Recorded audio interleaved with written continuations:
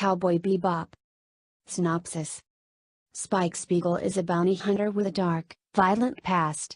Nowadays, he roams between the seedier colonies of space along with his partner Jet Black and their spaceship Bebop as they try to catch a bounty or two, barely making a living at it.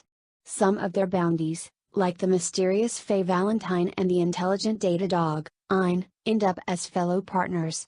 Is Spike trying to justify prior misdeeds by working for the right side of the law? What will happen when his past catches up to him? And what of the pasts of his fellow shipmates? Will any of them survive long enough to find out? Review. Cowboy Bebop has been often referred to as the new anime noir, a title that does fit, but doesn't even begin to fully describe it. Equal parts film noir, spaghetti western, and 70s cop show, Cowboy Bebop is both retro and fresh at the same time. A very stylish, beautifully crafted series that deserves much more attention than it gets. If ever there was a series more deserving to be a sleeper hit, Bebop is it. Cowboy Bebop is well suited to TV. Each episode manages to stand alone, but at the same time link together an overall larger story. Even if you only see 2 or 3 episodes, not exactly in order, one wouldn't be lost, and would find enjoyment in them. In order to truly appreciate it, though, one must see it through. Cowboy Bebop also presents a realistic view of the future. Spike and Jet travel in what to us would be a highly sophisticated craft, but to them is the modern-day equivalent of a 1976 El Camino. The places they visit are far from what one would expect. Instead of Neo-Tokyo with its shiny, impossibly tall skyscrapers that never end, we have Neo-Tijuana, with its dusty dirt roads, rundown shacks and migrant workers. Space is ethnic, but not in the Star Trek sanitized for the sake of politically correctness way.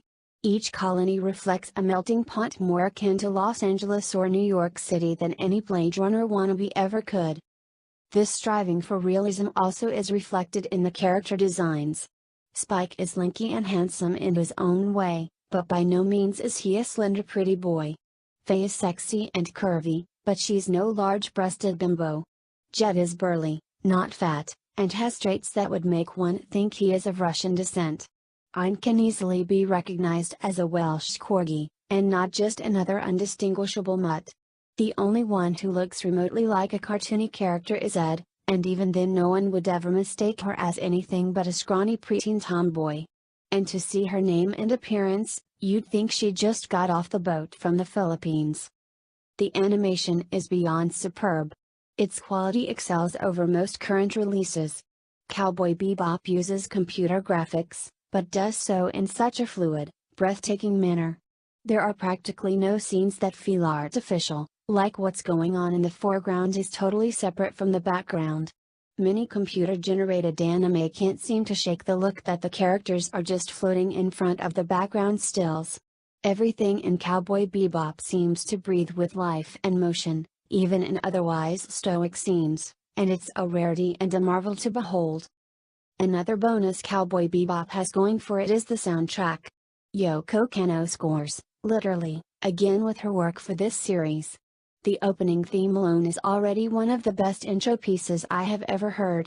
The blend of jazz and blues is absolutely perfect in setting the mood of the series.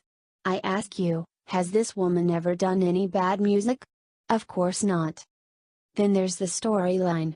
Even though each episode stands quite well on its own, with poignant moments interspersed with exciting action, the underlying theme of Spike Spiegel and his motivations for what he does is absolutely intriguing. With each flashback, you get one more piece of the puzzle, from Spike's shady origins to the loves that influenced the way he is. Maybe his bounty hunting is really a search for identity as much as a way of life he has chosen. The plot and characterization in Cowboy Bebop have a sophistication and subtlety that is practically one of a kind. It's hard to find movies this involving, much less animated television series. Cowboy Bebop simply puts most anime in Hollywood to shame. On the surface, it's easy to dismiss as 70s retro fluff. Hey, there's Vegas all over again. And yes, many a Japanese and American movie star or feature is lampooned in one form or another during each episode. Cases in point, Spike Spiegel is a postmodern Lupin III.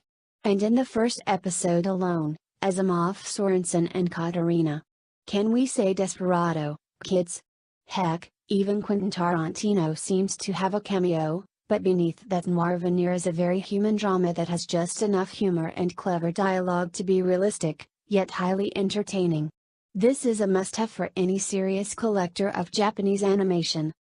Simply put, this anime is one of the best.